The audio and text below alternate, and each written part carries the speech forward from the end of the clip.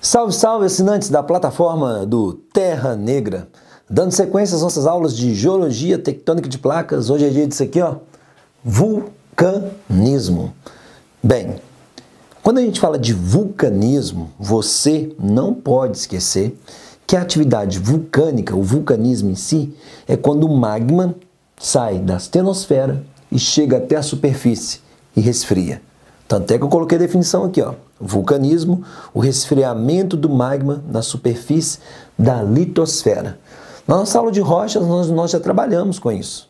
E falamos, inclusive, que o processo de vulcanismo dá origem às rochas magmáticas extrusivas, como é o caso do basalto, a mais famosa. Bem, aqui nós estamos na aula de colisão de placas, zona de convergência de placas, e quando uma placa colide com a outra, em especial placas oceânicas que são mais finas, menos espessas e mais densas, elas mergulham na astenosfera, encontram temperaturas maiores, entram num processo de fusão, o que cria um fluido hidrotermal, e esse choque aqui é tão violento que gera fraturas enormes, gigantescas, que possibilitam a ascensão do magma até a superfície, dando origem aos famosos vulcões. Inclusive, se você entrar no nosso canal no YouTube, youtube.com/Terra Negra, você vai ver um vídeo que nós fizemos em janeiro de 2017, no Chile, num dos vulcões mais ativos do planeta Terra, o vulcão Lascaux. Subimos a aproximadamente 5.600 metros de altitude. Depois confira lá.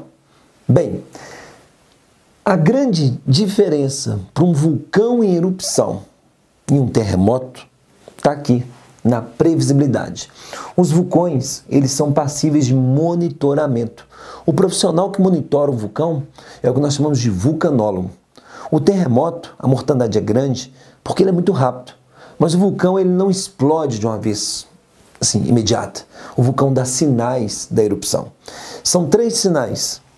Aqui, basicamente, o protocolo chega a 15 pontos de observação. Mas você, para as provas do vestibular, você tem que ter essa noção de que o vulcão, para entrar em erupção, esse caminho do magma é um caminho que pode provocar pequenos tremores, já é um indício de atividade vulcânica. Para isso, os vulcanólogos instalam sensores próximos aos vulcões. Esses sensores conectados via satélite mandam informações e qualquer tremor fora da normalidade já é um indicativo. Uma outra forma, alterações na composição de enxofre na atmosfera. Aqui você tem uma série de reações que liberam uma quantidade enorme de enxofre. A nossa visita ao vulcão Lascaux, um dos problemas que nós enfrentamos foi a grande quantidade de enxofre também. Somado a isso, alterações no pH da água.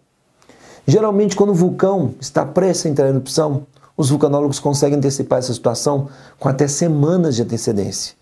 E aí eles comunicam às autoridades locais e às autoridades, através principalmente do Exército, promove a evacuação das áreas. Geralmente a evacuação obrigatória. Pode ocorrer da área ser evacuada e o vulcão de fato não entrar em erupção. Aí você vira e pergunta, mas e aí, como é que faz? É um protocolo de segurança. Porque caso o vulcão entre em erupção e sendo erupção explosiva, esse é o problema. A nuvem piroclástica. Piro, fogo. Clástica, de classo, sedimentos. Ao pé da letra, uma nuvem de sedimentos incandescentes.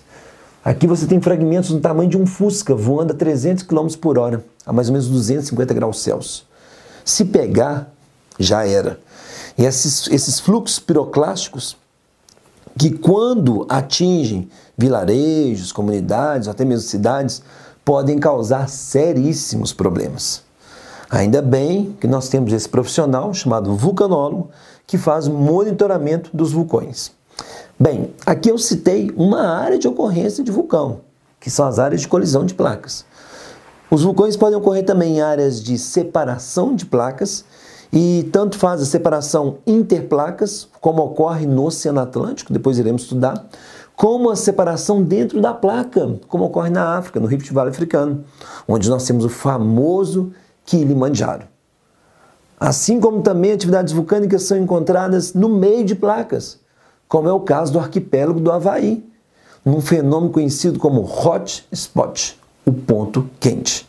Mas o nosso foco aqui hoje são os vulcões em áreas de colisão. Então nós temos dois tipos de colisão que nós podemos ter atividades vulcânicas. A colisão oceânica continental, como é o caso da colisão andina, e a colisão oceânica, como é o caso do Japão. Não é à toa que tanto a costa oeste da América do Sul, assim como a costa oeste da América Central, da América do Norte, e o lado oriental, do outro lado, Japão, descendo, Filipinas, tal, Nova Zelândia, formam um conjunto que a gente chama de Círculo de Fogo do Pacífico. O fogo aí, quando vem na questão, só você lembrar de intensa atividade vulcânica. Esse círculo de fogo conhecido também como cinturão orogenético, a área de orogênese, de colisão de placas. Vamos lá. Quando falamos em erupção vulcânica, vale lembrar também que nós temos dois tipos de erupção. As erupções plinianas, em homenagem a Plínio, o Jovem. Plínio o Jovem foi aquele que visualizou e descreveu a erupção do Vesúvio, lá na Itália, na época do Império Romano. Devido àquela ter sido a primeira descrição científica, entre aspas, do que foi a erupção vulcânica, toda e qualquer erupção que lembra a erupção do Vesúvio, uma erupção explosiva, a gente chama de plinianas. São as erupções mais violentas que existem. Aqui eu coloquei um exemplo, para depois você pesquisar, Monte Santa Helena, Estados Unidos, na região ali de Seattle. Entrou em erupção em maio de 1980. E foi a erupção pliniana violentíssima. A nuvem piroclástica chegou a 16 quilômetros de altitude. Isso é muito. Um outro exemplo clássico de erupção pliniana é o próprio Vesúvio, próxima cidade que desapareceu, a vila de Pompeia, ali no sul da Itália, pertinho de Nápoles. Bem, nós temos também erupções mais calmas, com as havaianas. O Havaí que vai ser retratado por nós aqui posteriormente, numa aula sobre hotspot, vulcanismo no meio da placa. Tá bom? Bem, apesar de ser uma área perigosa, os vulcões, com erupções explosivas, nuvens piroclásticas e tal, sempre surge uma questão. Por que os vulcões atraem e tendem a continuar atraindo nós, os seres humanos? Você consegue listar pelo menos 4 fatores de atratividade das regiões vulcânicas? Primeiro deles, fertilidade natural dos solos. Volte aí a 10 mil anos, a 5 mil anos, a 2 mil anos, a 1000 anos atrás. Nós não tínhamos fertilizantes. Ou você morava nas várzeas dos rios, esperando as inundações sazonais, ou então próximo a essas áreas. As regiões vulcânicas, nós possuímos rochas que, quando sofrem intemperismo, fornecem os minerais necessários, adequados para o desenvolvimento vegetal. Então, a fertilidade natural dos solos sempre contou, além das águas termais. Imagine países de climas temperados, onde os invernos são mais rigorosos, ter água quente e espontânea próximo é um fator de atratividade. Assim como atualmente a possibilidade de produção de energia geotérmica. A energia geotérmica, a água infiltrou no solo, a água chega próximo a essas rochas aquecidas pelo magma, ao ser aquecida, ela retorna, geralmente na forma de vapor, esse vapor é utilizado para a produção de energia geotérmica. Aqui vale ressaltar a Islândia. A Islândia é um país onde a atividade vulcânica é muito intensa e muito forte na produção de energia geotérmica. Geralmente essas áreas de energia geotérmica é comum também a presença dos geysers. Aí eu te convido novamente a entrar no nosso canal youtube.com/Terra Negra e ver o vídeo que nós desenvolvemos na região dos Andes sobre os geysers. Nós visitamos um dos maiores campos de geysers do planeta Terra, o geyser El Tacho, próximo ao São Pedro de Atacama, lá no Chile, no norte chileno, do lado ali do deserto do Atacama. Vale a pena conferir. Bem, e além da questão do geyser, eu falei aqui que a gente teve lá no vulcão, no geyser, a questão turística. O turismo em regiões vulcânicas ainda é muito forte e tende a ser nos próximos anos. Movimenta milhões para a economia dos países onde nós temos vulcões em atividade. E por falar em países que têm vulcão em atividade, e no Brasil? Temos vulcões? Não. Ativo não. O Brasil fica no meio de uma placa tectônica.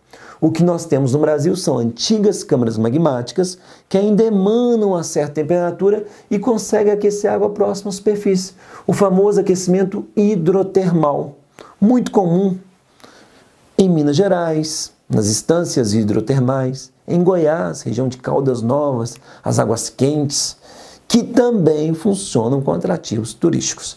Então, quando falamos em vulcão, lembre-se, a atividade vulcânica ela é restrita a alguns pontos do planeta, como áreas de colisão, áreas de separação de placas, ou pode ocorrer como forma excessiva, de exceção, digo, no meio da placa, no meu caso, do Havaí. É isso aí, por hoje é só, um abraço, até a próxima.